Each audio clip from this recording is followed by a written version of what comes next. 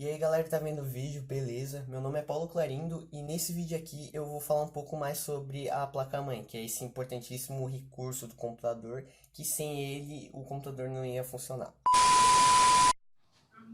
Oi, hoje eu vim aqui para falar sobre a placa-mãe. A placa-mãe, como uma das peças mais importantes do computador, ela é basicamente uma peça que tem vários circuitos dentro e outras peças acopladas nela para o computador inteiro funcionar.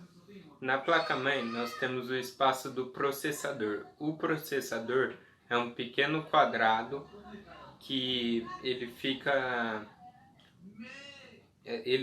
protegido por uma camada, uma placa, e em cima dele nós encaixamos o cooler. Esse cooler tem uma hélice e quando essa hélice gira, ela, ela não deixa esquentar, superaquecer a placa, e assim nós podemos ver que o computador não superaquece nem pega fogo. Outros componentes que ajudam a fazer isso são o regulador de tensão, existe um outro tipo de cooler, o water cooler, que é um cooler abastecido por água, não a água normal. Bem, basicamente na placa-mãe nós temos vários sistemas para impedir o superaquecimento, como o barramento, que é uma transição de informações, e a BIOS. A BIOS ela já age de forma diferente. A BIOS ela analisa os aplicativos, tudo que você tem dentro do software do seu computador, pega tudo isso, lê cada um, lê tudo, e caso o aplicativo esteja com algum problema, a BIOS não deixará ele ser executado. Para mais manutenção da placa-mãe, nós temos pequenos chips, parecidos com uma mistura de pendrives com peças de Legos. Nesses chips chamados jumpers, há pequenas configurações que podem ser alteradas. Os jumpers eles podem vir de várias cores diferentes. Em entradas externas da placa-mãe, nós podemos encaixar coisas como placas de vídeo, molders, memórias, placas de rede. Já em outros locais, como os slots de memória, nós podemos encaixar memórias SSD2 e SSD3. E também temos slots de imagem HD. Nelas podemos encaixar CD e DVD. A placa-mãe em si, ela tem cerca de 8 a 20 faces. E dentro dela, na solda dela de fabricação, nós temos várias conexões que são feitas entre essas outras placas que eu falei. Memória, DVD, HD, e para funcionamento da placa-mãe em si, com o processador ficando no meio e a BIOS ordenando todo o resto a funcionar. Basicamente, a BIOS trabalha junto com o processador e com barramento para funcionamento de toda a placa-mãe, enviando informações que fluem corretamente pelo circuito para funcionamento da máquina. A placa de memória RAM, quando ela é conectada à BIOS, ela tem a função de iniciar o computador e buscar na memória os itens necessários para funcionar. Lá é guardado um pouco mais, digamos um armazenamento reserva para o computador.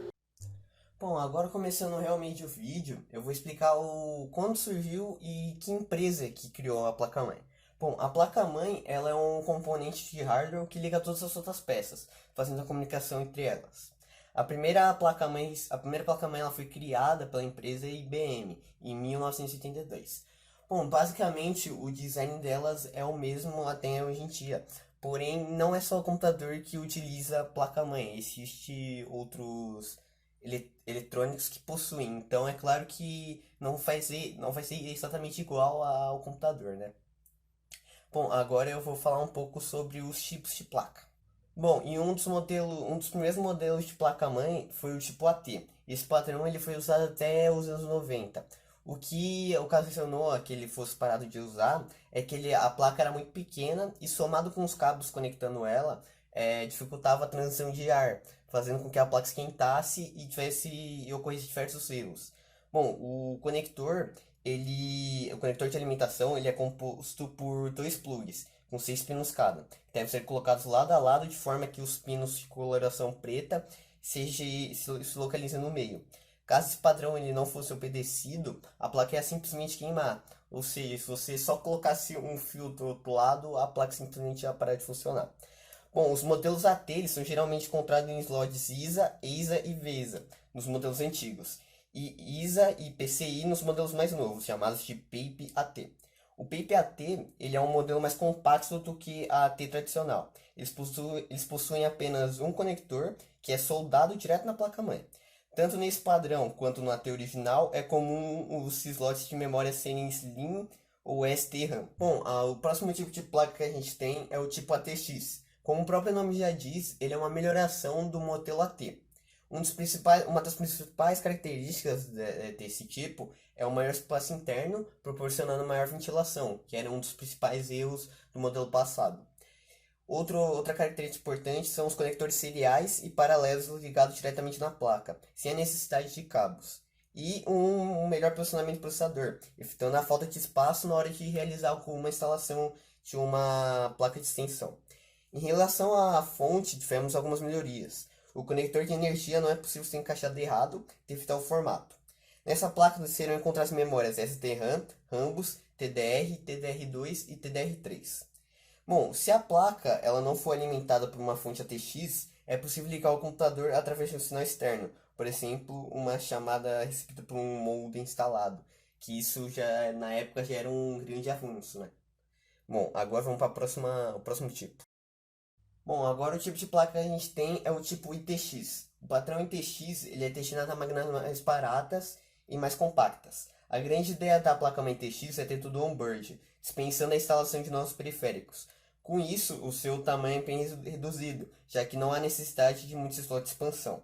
Como a placa-mãe ITX possui menos periféricos, os periféricos que já existem são de baixo consumo, a fonte de alimentação dessa máquina pode ser fisicamente menor e menos potente, inclusive para você criar um computador mais compacto. Ou seja, essa placa ela é geralmente mais encontrada em notebooks, já que é um computador mais compacto e mais leve.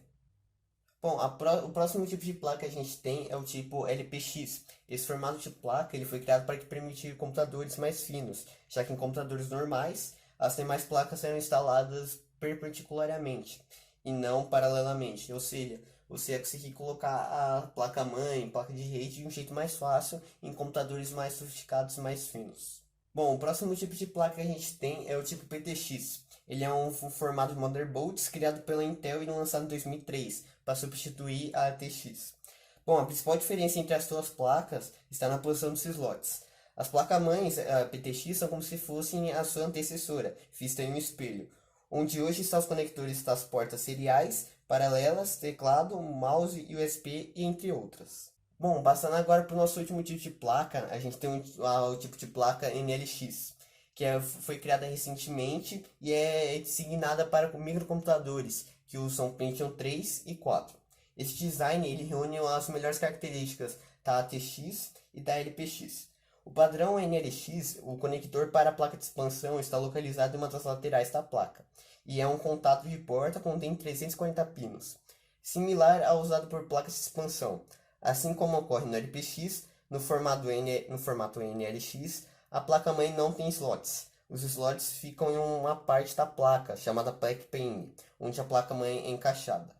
Bom, então basicamente é isso. Eu espero que vocês tenham gostado. Eu peço desculpa pela minha dicção, eu estou um pouco nervoso gravando esse vídeo, mas tirando isso, aconteceu tudo bem e até mais.